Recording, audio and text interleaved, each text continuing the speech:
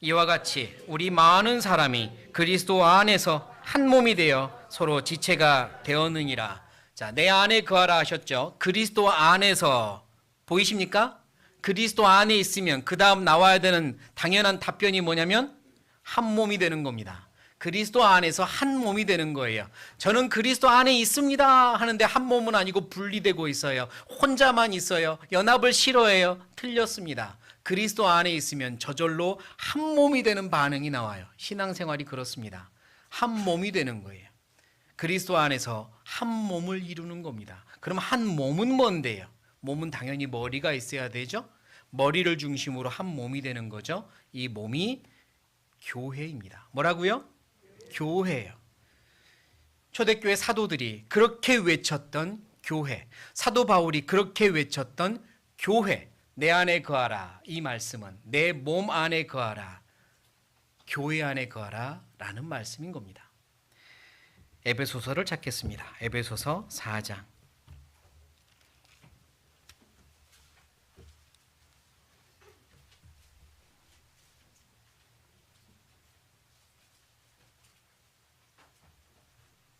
에베소서 4장 15절. 15절 같이 읽겠습니다. 오직 사랑 안에서 참된 것을 하여 범사에 그에게까지 자랄지라. 그는 머리니 곧 그리스도라. 사랑 안에 거하면 그에게까지 자라게 됩니다. 그분 예수님을 향하여 정말 형상으로 화하여 그분의 모습을 닮아가게 됩니다. 몸이 머리에 붙어서 몸이 머리의 뜻을 이루고 몸이 머리를 닮아가는 겁니다. 한번 생각해 보시죠. 몸과 머리가 있는데 머리가 몸을 닮아가야 되겠습니까? 몸이 머리를 닮아가야 되겠습니까? 몸이 머리를 닮아가야 됩니다. 왜냐하면 머리가 계획을 세우고 뜻을 세우니까요. 머리의 뜻을 몸이 세우니까 머리가 몸을 닮아가는 겁니다. 특히나 교회의 머리는 주님이세요. 그러니까 교회는 머리 되신 주님을 닮아가는 겁니다. 그에게까지 자라는 거예요. 예수님의 형상을 몸이 닮아가는 겁니다. 사랑 안에서 그분을 닮아가는 겁니다. 그리고 그분을 닮아가는 방법이 그 몸 안에 있는 거예요. 16절입니다. 아까 우리 15절 읽었습니다. 16절 같이 읽겠습니다. 그에게서 온 몸이 각 마디를 통하여 도움을 입음으로 연락하고 상합하여 각 지체의 분량대로 역사하여 그 몸을 자라게 하며 사랑 안에서 스스로 세우느니라. 예, 머리에 붙어있는 몸이 있습니다. 그리고 이 몸은 머리로부터 많은 것들을 공급받고요. 몸에 붙어있는 모든 지체들에게 공급해 줍니다. 그래서 함께 자라나는 거예요. 온 몸이 정상적으로 함께 자라갑니다. 그리스도인이 몸에 어딘가에 지체로 붙어 있으면 함께 성장하고 함께 자라갑니다. 몸 안에 거하라. 머리가 주님이신 교회 안에 뿌리 내리고 거하는 거예요. 그때 함께 자랍니다. 연락하고 상합하여. 두 글자로 줄이면 뭐예요? 연합하여. 교회에 굉장히 중요한 단어는 연합입니다. 가지가 열매를 맺으려면 당연히 공급을 받아야 돼요. 나무로부터 공급을 받아야 열매를 맺죠. 그러면 내가 열매를 맺으려면 나도 공급이 필요한데 나는 공급을 어디서 받나? 어디서 받겠어요? 교회에서 받는 겁니다. 교회에서요. 골로새서입니다. 골로새서 2장.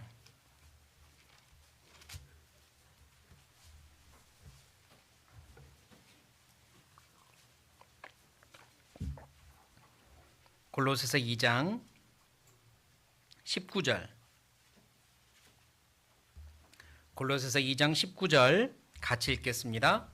머리를 붙들지 아니하는지라 온 몸이 머리로 말미암아 마디와 힘줄로 공급함을 얻고 연합하여 하나님이 자라게 하심으로 자라느니라. 머리를 붙들지 않으면 못 자랍니다. 왜? 공급함을 얻고. 이걸 못 얻거든요. 가지가 공급을 얻어야 열매를 맺듯이 우리도 공급을 얻어야 열매를 맺습니다. 그 방법은 하나님이 정해 놓으셨어요. 교회 안에서, 몸된 교회 안에서 공급함을 얻어라. 거기 있을 때 공급이 있단다. 그 안에서 연합해라. 그러면 공급함을 얻고 자라게 된단다. 그렇게 자라나는 겁니다. 자라나면서 열매를 맺고 열매로 하나님께 영광을 돌리고 우리는 점점 하나님의 형상이 내 속 사람에 이루어지고 그래서 주님을 닮아가는 성화의 삶을 살아가게 되는 거죠. 그게 하나님이 바라시는 겁니다. 각각의 지체가 있고 각각의 지체의 분량이 있어요. 아까 우리가 읽은 에베소서 4장 16절에 각 지체의 분량대로 역사한다 그랬죠. 모든 그리스도인은 자기가 있어야 될 위치가 있습니다. 그리고 그 위치에서 역할이 있어요. 내가 있어야 될 위치, 내가 있어야 될 역할이 있다고요. 그러니까 연합이라는 건 뭐냐? 내 위치를 지키고 다른 분의 위치를 존중해주고 그렇게 하는 게 연합인 겁니다. 내가 내 위치를 지키고 다른 분들이 자기 위치를 지키고 서로 존중해주고 그렇게 연합은 이루어가는 거예요. 그리고 겸손이라는 접착제로 서로 붙여나가면서 함께 가는 겁니다. 그럴 때 교회는 연합되고 그 교회 안에 있는 모두는 함께 자라나게 되어 있습니다. 나는 구원받은 지 오래됐는데 왜 성장이 없고 왜 열매가 없을까? 첫 번째, 두 번째를 살펴보십시오. 정말로 하나님의 사랑 안에 있나? 정말 하나님을 사랑하며 살고 있나? 두 번째, 정말로 주님의 몸된 교회 안에 연합하고 있나? 다른 말로 뿌리 내리고 있나? 한번 돌아보십시오. 골로새서 4장입니다. 골로새서 2장입니다. 2장.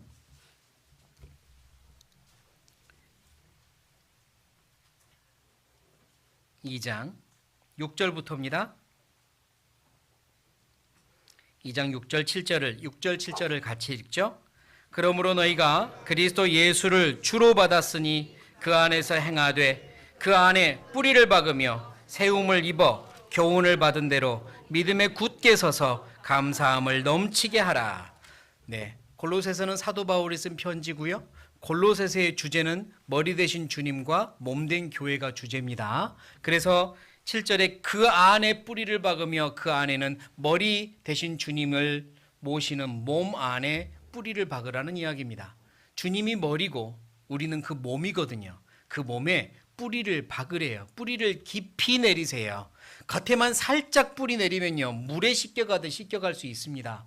깊이 내리세요. 속 깊이 들어가세요. 교회에 거하더라도 깊이 들어가세요.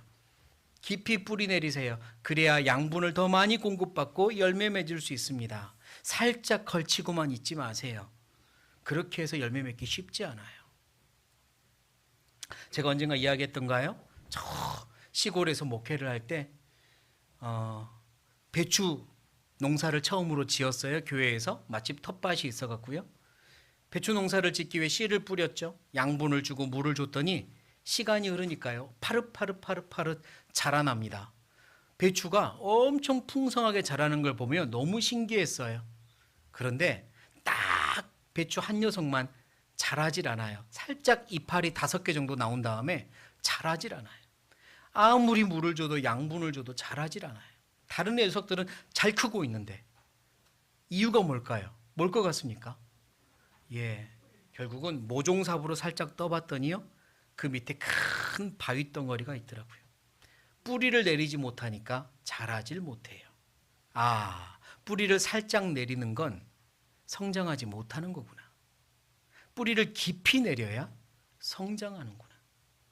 몸 안에 뿌리를 박으래요. 7절. 뿌리를 박으래요. 깊이 성장 내리십시오. 그래야 성장합니다. 그렇다면 내가 뿌리를 깊이 내리지 못하는 이유는 뭘까요? 바위덩어리가 있기 때문이겠죠. 이유가 있을 겁니다. 바위덩어리가 있어요. 내 신앙에 뿌리를 내리지 못하는 바위덩어리가 있습니다. 왜 나는 교회에 뿌리를 내리지 못할까? 왜 하나님의 몸된 교회에 뿌리를 깊이 내리지 못할까? 그래서 이렇게 성장하지 못하고 열매 맺지 못하는 거 알면서도, 변화하지 못한다는 거 알면서도 왜 뿌리 내리지 못할까? 제발 찾아내세요. 그 바위덩어리 가지고 천국 갈 겁니까? 그대로 천국 가서 얼마나 부끄러우려고요. 찾아서 버리십시다. 그리고 조금만 더 성장하시죠. 열매 맺읍시다.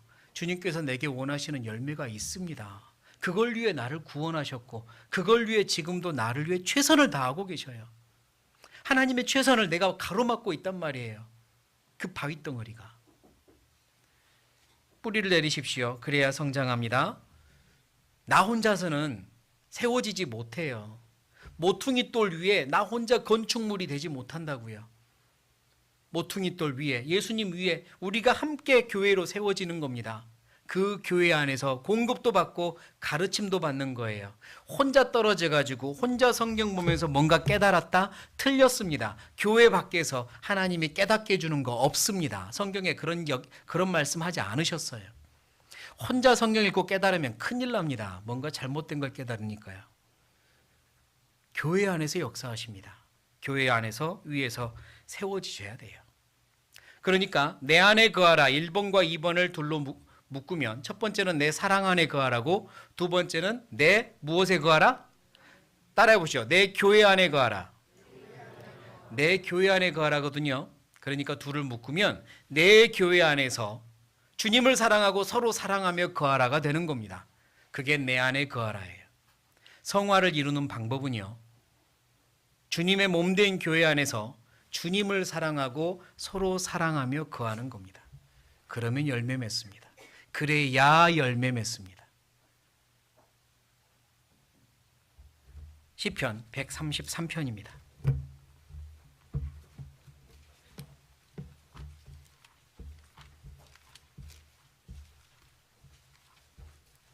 시편 133편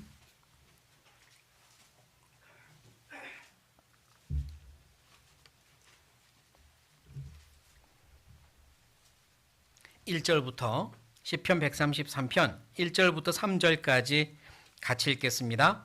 형제가 연합하여 동거함이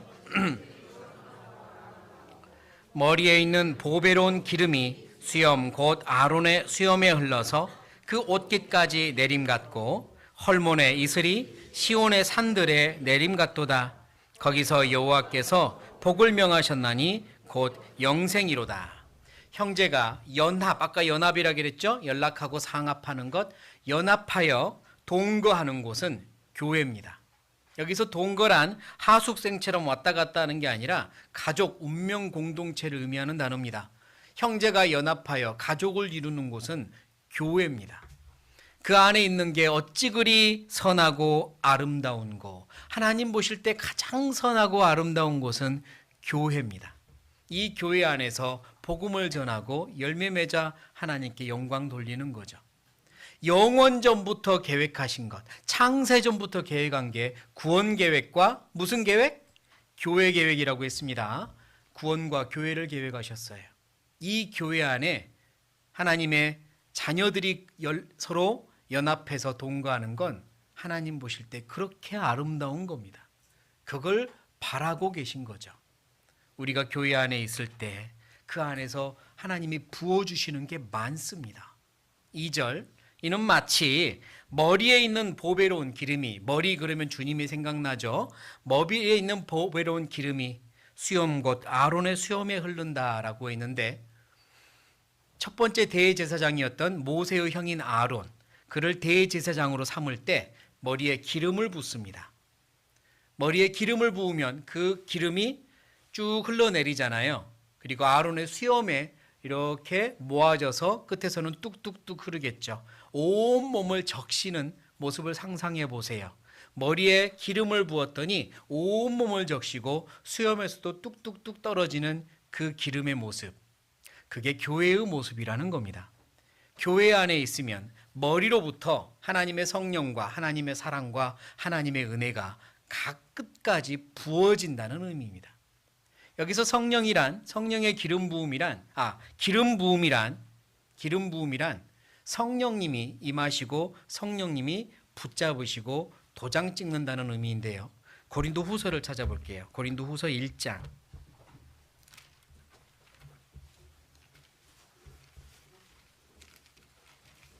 고린도 후서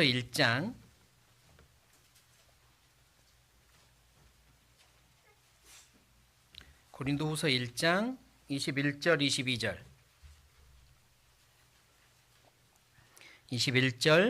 22절 22절 같이 읽겠습니다. 우리를 너희와 함께 그리스도 안에서 견고케 하시고 우리에게 기름을 부으시는 이는 하나님이시니 저가 또한 우리에게 인치시고 보증으로 성령을 우리 마음에 주셨느니라.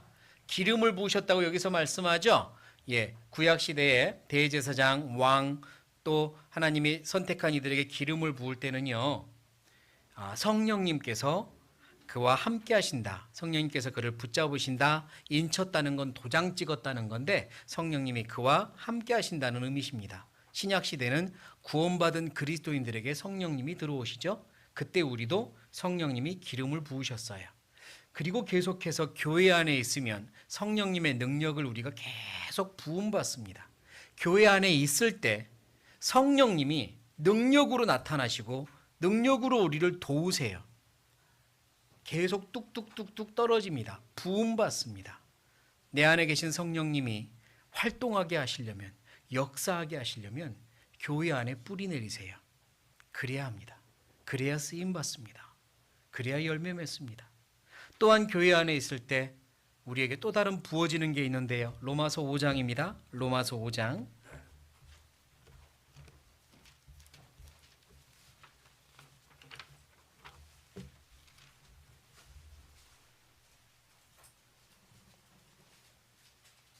로마서 5장 5절 6절. 로마서 5장 5절 6절.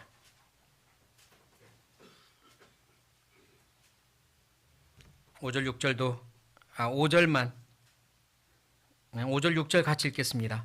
소망이 부끄럽게 아니함은 우리에게 주신 성령으로 말미암아 하나님의 사랑이 우리 마음에 부은 바 됨이니 우리가 아직 연약할 때에 기약대로 그리스도께서 경건치 않은 자를 위하여 죽으셨도다. 성령님께서 우리에게 그의 사랑을, 하나님의 사랑을 부어주십니다. 구원받을 때 그 사랑이 내 안에 부어졌습니다. 내가 죄인일 때 그 사랑이 내게 부어졌습니다. 그래서 구원을 받았고 하나님을 아버지라 부를 수 있게 되었죠. 당당히 하나님께 나아갈 수 있게 되었습니다. 구원받은 이후로 사랑이 끊어진 게 아니에요. 구원받은 이후로 더 이상 사랑이 부어지지 않는다? 그렇지 않다고요. 더 계속해서 끊임없이 사랑을 부어주고 계세요. 내게 말입니다. 나를 구원하셨던 그 사랑, 모든 걸 버리시고 진 이겨지셨던 그 사랑을 구원받은 이후에도 부어주세요. 내 마음에 계속 부어주세요. 구원받기 전에 내게 주신 그 사랑 때문에 고집스럽고 완고한 마음이 부드러워지고 열리고 구원받았잖아요. 구원받은 이후에도 마찬가지입니다. 사랑이 부어지면 이 고집스러운 딱딱한 마음이 부드러워져요. 그리고 말씀이 심기게 됩니다. 그런데 그 사랑이 부어지지 않으면 안 돼요. 어렵습니다. 말씀도 심기지 않고요. 또 죄를 미워하는 마음도 생기지 않아요.